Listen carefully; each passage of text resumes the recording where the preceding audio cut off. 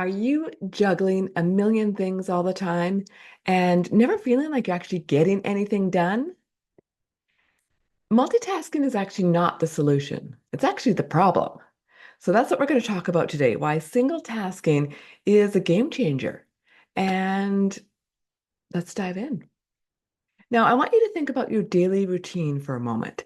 And how often do you feel like you're starting over on a task? You're shifting between one thing to the next thing to the next thing, juggling multiple things, especially if you're a parent. It's almost part of the job, right? But, when we think about what's actually happening in that moment, it's not serving us very well. So, what we're going to do is unpackage that a bit today. And there's studies that show that this actually reduces your productivity by 40%. And I have a membership, and the majority of the people I work with, coach with, or in my memberships, time is the biggest challenge they have. And, when you look at losing 40% of your time, that's huge, huge. So I'm going to help you unpackage this today and get you finding some more time. If you're new to my channel, I am Maria Condi. I'm a life and business strategist. And my mission is to help people be more financially independent with ease and flow and grace. And productivity is one of the ways to get there because it's not about doing more, it's about doing less and being more productive and being able to focus and make more money. So let's dive in today. So let's start with, why does multitasking not work? I mentioned a little bit at the beginning, but here's some of the science behind it. When you're doing a task, we'll say we're going to use you're doing an email. You write in an email to somebody, and all of a sudden you switch tasks and you're doing something else now. And maybe you're going to go run the dishwasher and you're going to go, change the laundry, and then your child needs something, and then you're back to the email. And then you have a pop-up on your screen, and you're switching between other things. There's actually what's called a switch cost. Your brain cannot actually just simply shift to one to the other. It sort of does, but it doesn't serve you because there's a lag time in there. And your brain is still figuring out the email that you were just writing. And it's also trying to focus on this now. And everything takes more time and it's slowing you down. And this is what they call as a switch cost. And, this is the other piece of this is that there's a higher cognitive load on your brain because it's trying to hold all of these things at once. And your brain is not wired to do this. It's just not designed for this. It's designed to focus on one thing at a time. I know you don't want to hear that, right? And, as a woman, we tend to pride ourselves and have this badge of honor that we can multitask a million things. It's just, and we shouldn't be looking for that badge of honor. I am trying to instill in people to be more mindful, present, enjoy. This is your life right now. And we've often on this hamster wheel, and we're just doing things all the day unconsciously and not even really enjoying life. So, that's what I try and instill in my clients, is to slow down a little bit, enjoy, be more productive, be more intentional about what you do. And that goes with your money too. So think about, that back to that email. You're working on that email. When it's unfinished, your brain is still trying to, it needs a complete task and wants to finish it. And it's going to be more productive doing that. So some of the challenges of multitasking, it kind of feels good in the moment because you feel like you're doing a million things, you feel like you're productive. But if you actually focus on one of those things at a time, you would actually get quite a bit further. And I'm going to show you an example of that in a minute, what that looks like. Because otherwise, you have a lot of scattered energy. You're not making any real big progress because you've got a million things out there. And what ends up happening is you end up with stress and burnout. And you don't want that. Who wants stress and burnout? I've been there. I did 32 years in the corporate world, burnt out completely when I was done. I had my coaching business, which I was running at the same time, and I've been a coach for about 16 years. Lots of crossover in there. I'm not that old. Um, But you also, here's another thing too, and this is meant for especially entrepreneurs, okay? Listen up, entrepreneurs, lean in. A lot of people get stuck in that shiny object syndrome where they start one project, it gets a little bit hard, and then they start another one and another one. And we're going to show you a big example of that. What you do is you get frustrated and you never reach your summit, right? And so picture this, you're climbing a mountain, right? And all of a sudden we'll use an example of you maybe you want to build this company. You've got this great vision for something and you start building this thing and you get a few clients, it's all happy, and then it gets a little bit harder to get clients, which typically happens. And then people go, oh, this is getting kind of hard. Oh, look at this shiny object over here. I'm going to start this one over here. And then that gets a little bit challenging, and they start the shiny object over here. So you've started in all these different directions. Your mountain is going this way, right? But you're going like almost sideways. You're never reaching the top of your mountain because even if you're trying to work on each one of those simultaneously, you're diffusing your energy. Your energy is very scattered, and you're not accomplishing very much at all. And if you just took all that energy that's going in a million different directions, and focus that energy going up your mountain, pushing through the stuff that gets a little bit challenging, one, you'd be have way more reward when you reach the summit of that mountain. You would have more money when you reach that top of that mountain because you've stuck through it. You'd be able to get more clients. You'd be, things would just start falling into place. But a lot of people, when it gets hard, they bail and go in different directions. When you have too many hands and too many pots, it doesn't work in your favor. You feel like you're doing a lot, but it's not working for you. And now here's the thing. I love multiple things. I do a lot of different things. However, focusing on one until it's successful is what you need to do. And then when you've got that worked out, you've got systems in place, you can bring in people to take on those systems because you've got it all laid out. It's all organized, right? And you should be able to outsource or limit your work in that because otherwise you've just bought yourself a job, not bought yourself, created a job for you. And that's not what being an entrepreneur is about. You want to be in the quadrant of the money world of having other people work and you work just being easier. And so you're not always hands-on in it all. It's great if you want to work in your own company. I think that's great, especially if you're a coach and things like that. But, if you're a coach, is there anything wrong with having other coaches that might help out or outsourcing, maybe your social media or the things that it's not your zone of genius. Editing your YouTube videos, for instance. You don't have to do everything. If you just love coaching and teaching, well, just do that. You can outsource everything else. And then if you want to focus on starting Project B and all that's working great, you can do that because you've got systems in place over here that are going to keep that being successful. And then you can start making the next one successful. But if you're trying to do both of those at once and you're not pushing through some of those more challenging moments, a lot of people just drop off and then they give up and you get frustrated and you get burnt out because you're pushing, and not a lot is happening. Now, as I'm saying that, being an entrepreneur, you really have to be able to deal with things not working and landing on your face and knowing when you have to give up or try something new.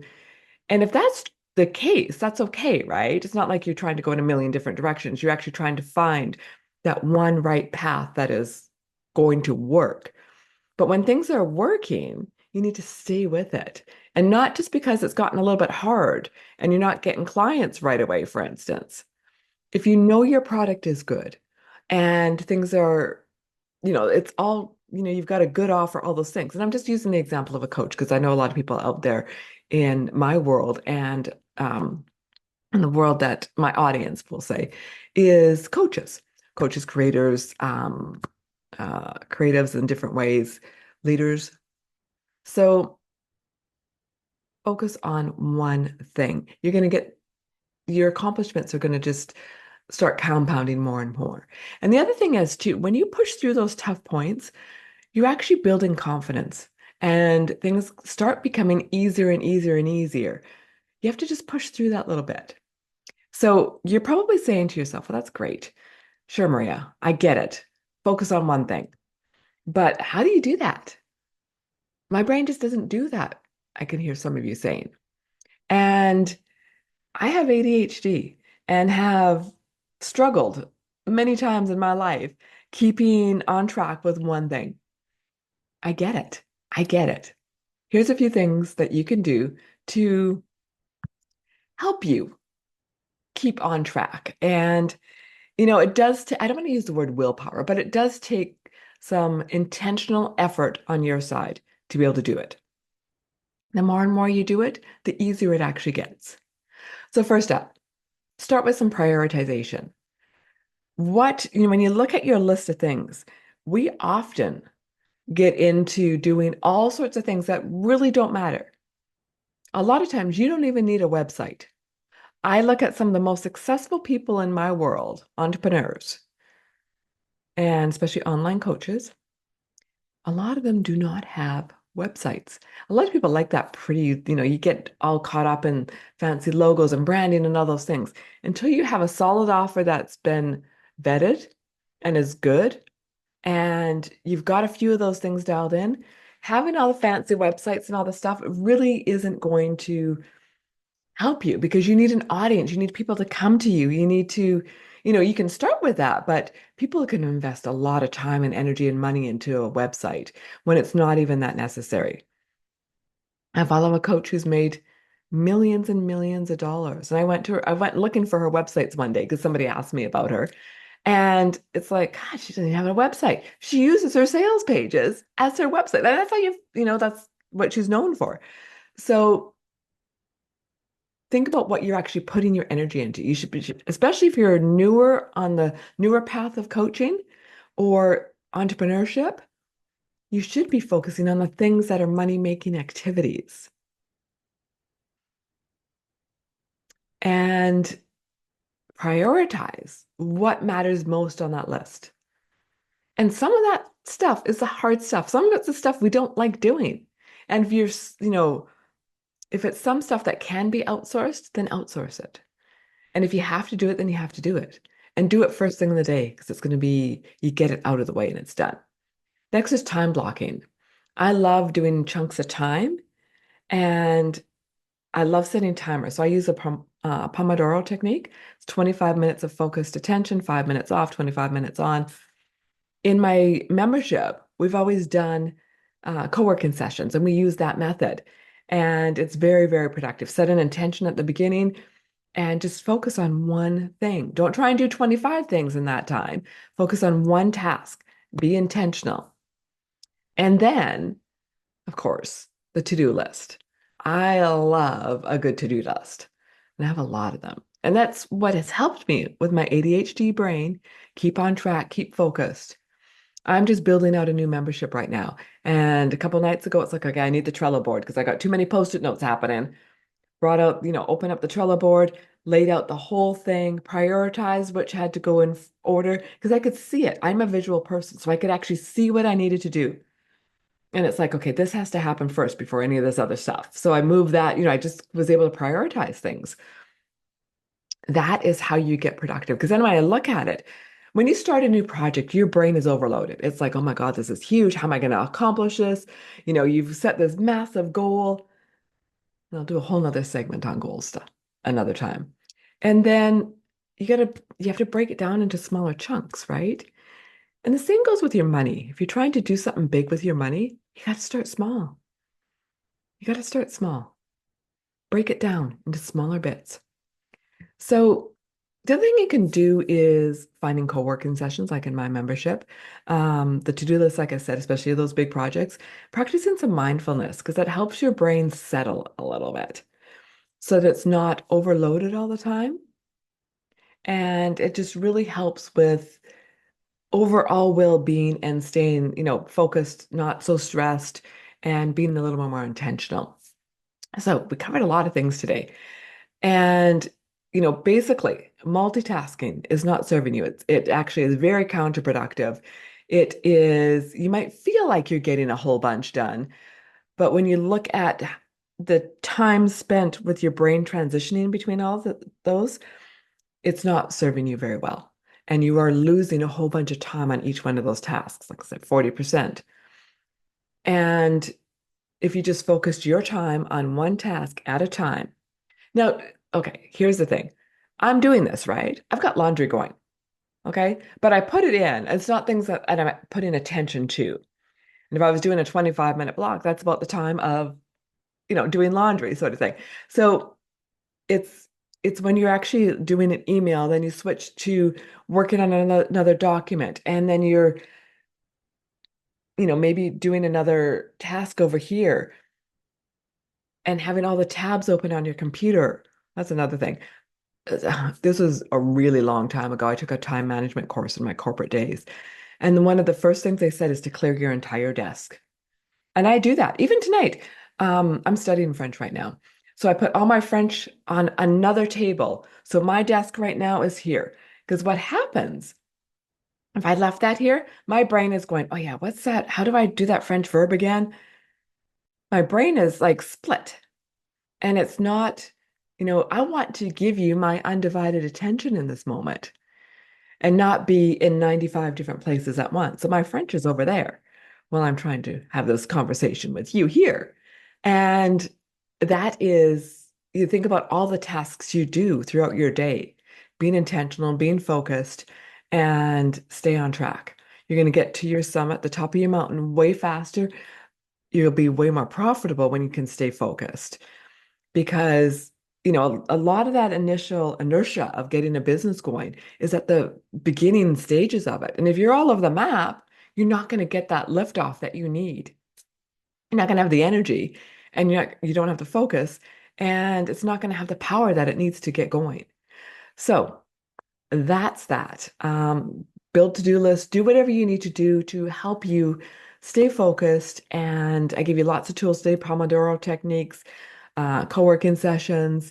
Um, Accountability partners is great for that too. Uh, yeah, just get creative and discover what works for you as a person because everybody functions a little bit different, right? So because I say one thing doesn't mean it's the end all be all. Look at how you function best when you can sit down and actually get into a task. What are you doing? How's that working for you? Okay. So until next time, oh yeah, if you've enjoyed this content today, love you to subscribe, like, share, and get up to date whenever I put out a new video. And with that, have an amazing day.